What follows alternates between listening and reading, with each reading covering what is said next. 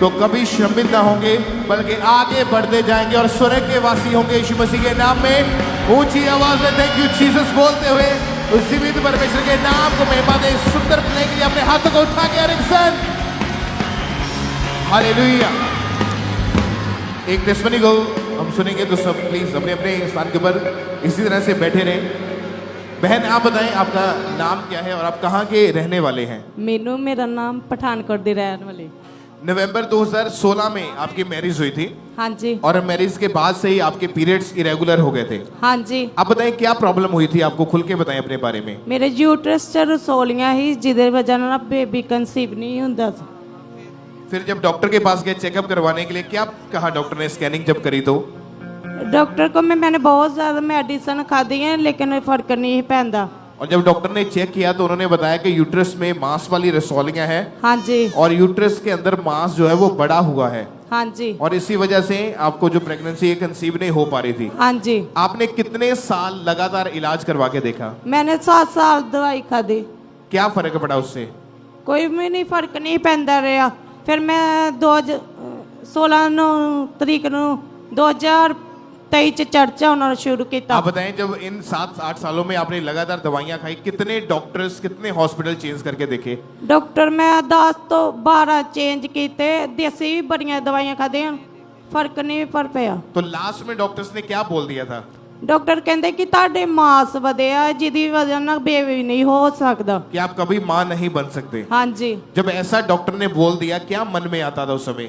मैं सोचती रही कि शायद ना होए, पर फिर मैं चर्चा होना शुरू कर दी। क्योंकि जब इनके हस्बैंड को पता चला कि इतना ज़्यादा इलाज करवाने के बावजूद भी कोई आराम नहीं है, कोई रिजल्ट नहीं है, तो वो बेबी अडॉप्ट करने के बारे में सोचते थे, आईवीएफ करवाने के बारे में सोचते थे। बेबी ना होने के कारण लोग भी अपने बच्चे आपसे छुपा लेते थे शायद, और इसी वजह से आपको शर्मिंदगी महसूस होती थी। हाँ जी। और जब भी कोई बेबी के बारे में पूछता था तो आप बात नहीं कर पाते थे, इतनी शर्मिंदगी महसूस करते थे। हाँ जी। आपको फिर यहाँ का अंकुरनुला मिनिस्ट्रीज का कैसे पता चला? पहली बार मैं अपनी भाभी ना आई, फिर आप 2023 ਚ आना शुरू करता है 16 और जब इन्होंने 16 नवंबर 2023 में जब इन्होंने चर्च में आना लगातार शुरू कर दिया, तो उसके बाद ही 19 नवंबर 2023 की मीटिंग को जब इन्होंने अटेंड करी, जब उसमें स्पेशल प्रेयर हुई, तो बाय फेथ इन्होंने अपने लिए उस प्रेयर को रिसीव किया।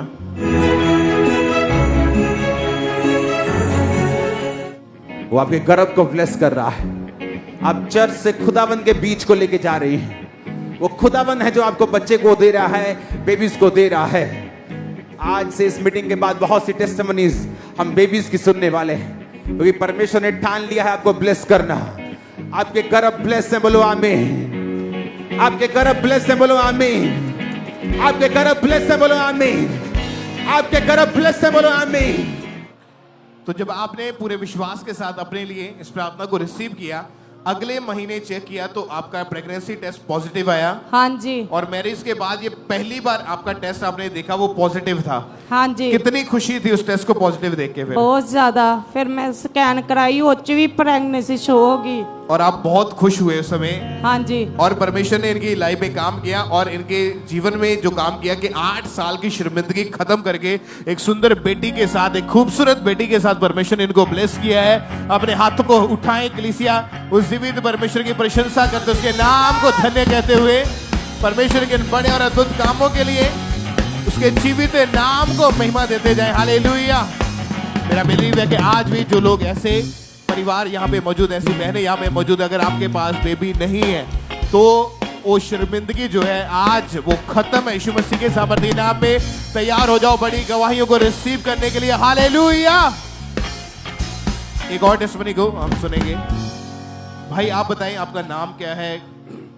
हेलो, हाँ मेरा नाम नीलेश है, मैं महाराष्ट्र अमरावती से आ रहा हूँ। ये गवाही आपके बेटे की है? Yes brothers. क्या गवाही, कितनी साल की उम्र है आपके बेटे की? इसकी अभी 10.5 साल की है। ये 3 साल का था तो इसको ब्लड कैंसर का आजार हो गया था। कैसे पता चला था, क्या सिम्टम हुए थे? इसको जैसा कि घर को बुखार आना चालू हो गया था, तो जैसा बुखार आना चालू हो गया था तो फिर लोकल डॉक्टर के पास इसको लेके गए। जैसे लोकल डॉक्टर के पास में लेके जाने के बाद में डॉक्टर ने उसका ट्रीटमेंट किया, उसको एडमिट किया, उसको उसके सेल्स कम हो गए थे तो उसको पैटलेट है वो चढ़ाएं। मगर कोई उसको ब्लड देने के लिए फिर उसने दूसरे डॉक्टर के पास में भेजा। दूसरे डॉक्टर के पास ने भी कुछ ट्रीटमेंट नहीं किया तो हमने थर्ड हॉस्पिटल में, बड़े हॉस्पिटल में उसको रेफर किया।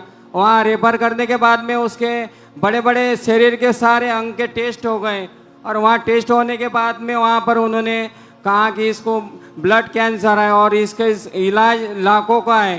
और इस कैंसर की वजह से आपके बेटे का शरीर इतना सूख गया था कि हड्डियां तक नजर आनी शुरू हो चुकी थी। पूरी हड्डियां सूख गई, यानी हड्डियां नजर आ रही थी, यानी वीकनेस पना, पूरा कमजोरी, और कुछ उसको उठा के लेके जाना पड़ता था कहीं भी। कितने हॉस्पिटल में लेकर गए आप इसको? इसको 4 हॉस्पिटल में लेके गए। तो डॉक्टर ने फाइनली क्या इलाज बताया, कैसे ठीक होगा ये? हाँ, तो डॉक्टर ने फाइनली बताया था कि इसको अभी इसका इलाज 5 लाख रुपए इसको खर्चा आएगा और हमारे पास में फाइनेंशियल कुछ कंडीशन नहीं थी। हमने इधर उधर से जुगाड़ लगा के इसको 8 से 9 लाख रुपए लगा दिए थे।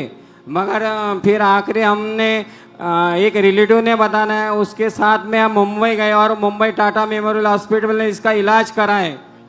और वहां पे जब हॉस्पिटल में पहले इनको जब लेकर गए, हॉस्पिटल चेंज किए, बहुत बार कीमोथेरेपी, रेडिएशन थेरेपी, हर तरह का ट्रीटमेंट चला और लाखों रुपए इलाज के ऊपर खर्च हो चुके थे, लेकिन कोई भी फर्क नहीं था। कोई फर्क नहीं गिर रहा था। केमोथेरेपी, रेडिएशन के वजह से पूरा वीकनेस, कमजोरी और हर तरह का दर्द वहाँ पर होता था। दिन रात वहाँ पर जाना और रात भर वहाँ पर रहना। बहुत सारे पेशेंट को देखते थे हम, मगर कुछ भी फर्क नहीं गिरता था मेडिसिन गोलियों से। आप जब अपने बच्चे को ऐसी हालत में बेड के ऊपर पड़ा हुआ देखते थे, इतना ज्यादा कि कैंसर के कारण इसकी हालत खराब हो चुकी है, मन में क्या बीती थी? घर का माहौल कैसा हो चुका था? मन में ऐसा हो रहा था कि घर के सारे लोग एकदम ऐसे ये हो गए थे कि खूब सारे लोग रोने ताल पर आ गए थे। रिलेटिव सब ये वो सब घर को आते थे और रोते थे, ये कैसा होगा, ये तुम्हारे घर में नहीं है, ये कैसा, क्या ये बीमारियां तुम्हारी इसमें कैसे आ गई। और तो लास्ट में डॉक्टर ने सिग्नेचर करवा लिए थे हाँ। कि इसके बचने के चांसेस नहीं है। ये डॉक्टर ने डायरेक्टली पहले ही उसको मुंबई लेके जाने के बाद में पहले ही सिग्नेचर ले लिए थे कि इसके हम गारंटी नहीं लेते। और इसका वजन भी केवल 10-11 किलो रह गया था। हाँ, यस। स्कूल भी नहीं जा पाता था, भी घर का माहौल पूरा खराब हो चुका था, डिप्रेशन में थे आप भी, पूरा खराब हो चुका था। अपने बच्चे की ऐसी हालत के कारण आप भी घर से बाहर नहीं जा पाते थे। बाहर बोले तो मैं भी डिप्रेशन में रहता था। मेरी पत्नी भी, उसको भी गोलियां ये चालू हो गई थी, यानी ये सब विचार आते थे हमारे सब। मतलब बच्चे को संभालते संभालते आप और आपकी वाइफ दोनों बीमार हो गए थे। हाँ, दोनों बीमार हो गए थे। आपको फिर यहाँ का अंकुनुला मिनिस्ट्रीज का मालूम कैसे हुआ? यहाँ पर एक रिलेटिव है हमारे, वो फ्रेंड्स है, उन्होंने बताया कि कामरा चर्च चलो, मैं तुम्हारे साथ में आऊंगा। और उनके साथ में मैं यहाँ पर आया 30/4/2023। पहली बार जब चर्च में आए कैसा लगा यहाँ पे आके? यहाँ आने के बाद में ऐसा लगा कि जैसा कि स्वर्ग के सरीका रखा, जैसे कि इसको बीमारी हालत में लाए थे इसको, और यहाँ आने के बाद में इसको सब कुछ खाना पीना ये वो सब डाइजेस्ट हो रहा था यहाँ पर। और ऐसा कभी आपने पहले नहीं देखा था? ये ऐसा कभी पहले नहीं देखा था। और जब 30 अप्रैल 2023 की बात है, जब ये चर्च में मौजूद थे, परमेश्वर के दास ने स्पेशल प्रेयर करी हीलिंग के लिए, चंगाई के लिए, तो बाय फेथ इन्होंने अपने बेटे के लिए उस प्रेयर को रिसीव किया।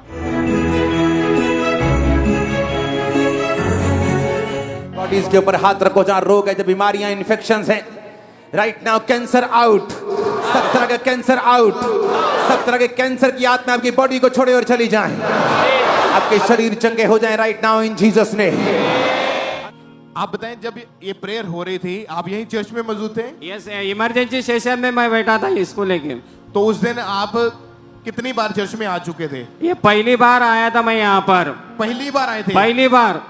और उस प्रेयर के दौरान परमेश्वर के आत्मा ने आपके बच्चे को हील किया। परमेश्वर के दास ने जैसा ही वो रिसीव किया वर्ड मेरे बेटे के लिए मैंने रिसीव किया, और उसी टाइम में वो पूरा हीलिंग उसको एंटर हुई। और जब वापस घर गए, डॉक्टर के पास चेक कराया, क्या बोला डॉक्टर ने? और डॉक्टर के पास में चेक कराए तो अब से लेके अभी लगोर परमेश्वर ने संभाला, एक भी बार उसको बुखार नहीं, कुछ नहीं, अभी लगोर कुछ नहीं, सब परमेश्वर ने संभाला। कोई कैंसर का रोग नहीं, कोई आपके बेटे को? कैंसर का रोग नहीं है। कितने समय से ये बिल्कुल ठीक है? अभी पूरा 1 साल 8 महीने से ठीक है। ऊंची आवाज में thank you, Jesus! Hallelujah, hallelujah. जब डॉक्टर्स के पास जाके थक चुके थे, हॉस्पिटल चेंज करके देख सकते हैं रिपोर्ट्स यहाँ पे बड़ी है कि इतने हॉस्पिटल चेंज किए लेकिन कहीं से कुछ फर्क नहीं पड़ा। परमेश्वर के घर में आए और फर्स्ट टाइम पहली बार जैसे एंटर हुए परमेश्वर की आत्मा ने छुआ, आज ये बच्चा उस कैंसर की उस भयानक रोग से, जानलेवा बीमारी से आजाद होकर खुद चल के गवाही देने के लिए। अब चले जरा आप खड़े होकर परमेश्वर की तारीफ करें कलीसिया, अपने हाथ को उठाते हुए जो मेरे यसू विच ने, मैं की दसा खूबियां जो मेरे यसू विच ने, कम जिदे सामने सकदे ना टिकने, कम जिदे सामने सकदे ना टिकने। हालेलुया! एक बार जोर से तालियों के साथ उस परमेश्वर की जितनी ताकत है हाथों में, उस परमेश्वर का थैंक्स करें। हालेलुया!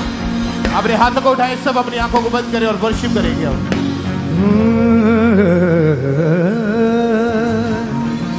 वो नवा साल आया खुशियां वाला, खुल गया किस्मत दा ताला।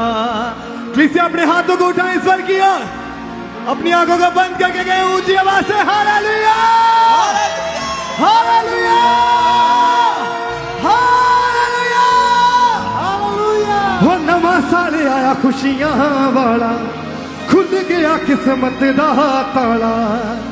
सब पाप गुनाह नू छड्ड के